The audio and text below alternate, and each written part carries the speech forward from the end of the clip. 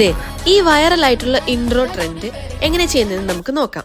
അതിനായിട്ട് CapCut open ചെയ്തിട്ട് നമ്മുടെ ക്ലിപ്പ് ഇമ്പോർട്ട് ചെയ്യുക. എന്നിട്ട് അതിന്റെ ലാസ്റ്റ് ഫ്രെയിം എടുത്തിട്ട് നമ്മൾ സ്ക്രീൻഷോട്ട് എടുക്കുക. എന്നിട്ട് ജെമിനയിൽ പോയിട്ട് ക്രിയേറ്റ് ഇമേജിൽ പോയിട്ട് ഈ സ്ക്രീൻഷോട്ട് എടുത്ത ഇമേജ് അപ്ലോഡ് ചെയ്യുക. എന്നിട്ട് ഞാൻ ഡിസ്ക്രിപ്ഷനിൽ കൊടുത്തിരിക്കുന്ന പ്രോംപ്റ്റ് ടൈപ്പ് ചെയ്ത് കൊടുക്കുക. അപ്പൊ നമുക്ക് ഇതുപോലത്തെ ഒരു ഇമേജ് ജനറേറ്റ് ആയിട്ട് കിട്ടും. അത് ഡൗൺലോഡ് ആക്കുക. ക്യാപ്കട്ടിൽ പോയിട്ട് വീണ്ടും അത് ഇമ്പോർട്ട് ചെയ്യുക ടൈം ലൈനിലോട്ട്. ഇനി ആ ഒരു മൂവ്മെന്റിന് വേണ്ടിയിട്ട് നമുക്ക് കീ ഫ്രെയിം കൊടുക്കാം. അതിന് വേണ്ടിയിട്ട് ട്രാൻസ്ഫോമിൽ ഫസ്റ്റ് കീ ഫ്രെയിം കൊടുത്തതിന് ശേഷം കുറച്ച് സെക്കൻഡ്സ് മൂവ് ചെയ്തിട്ട് സ്കെയിലും റൊട്ടേഷനും കൊടുക്കുക. എന്നിട്ട് നമ്മൾ കീ ഫ്രെയിമിൽ റൈറ്റ് ക്ലിക്ക് ചെയ്ത് കഴിഞ്ഞാൽ ഷോ ഓൾ പ്രിസെറ്റ്സിൽ കുറച്ച് ഗ്രാഫ് കാണാൻ പറ്റും. അതിൽ ക്വാഡ് ഔട്ട് എന്നുള്ള ഗ്രാഫ് കൊടുക്കുക. സ്മൂത്ത് മൂവ്മെന്റിന് വേണ്ടിയിട്ടാണ് ഇത്. ഇനി ട്രാൻസിഷനിൽ പോയിട്ട് ഷേക്ക് ആൻഡ് ഫ്ലാഷ് എന്ന് പറഞ്ഞിട്ടുള്ള ട്രാൻസിഷൻ കൊടുക്കുക. എന്നിട്ട് അതിന്റെ ഡ്യൂറേഷൻ 0.5 സെക്കൻഡ്സ് ആക്കുക. പിന്നെ എഫക്ട്സിൽ പോയിട്ട് ഷേക്ക് എന്ന് പറഞ്ഞ എഫക്ട് കൊടുക്കുക. അതിന്റെ സ്പീഡ് 0 ആക്കുക. സ്ട്രെങ്ത് കുറച്ച് വെക്കുക. പിന്നെ എഫക്ട്സിൽ പോയിട്ട് ബൈ ദ ഫയർ പ്ലേസ് എന്ന് പറഞ്ഞിട്ടുള്ള എഫക്ട് കൊടുക്കുക. അതിന്റെയും സ്പീഡും കാര്യങ്ങളും ഒക്കെ നമ്മുടെ ഇഷ്ടം പോലെ കുറച്ച് കൊടുക്കുക. ഇനി ടെക്സ്റ്റ് ആഡ് ചെയ്തിട്ട്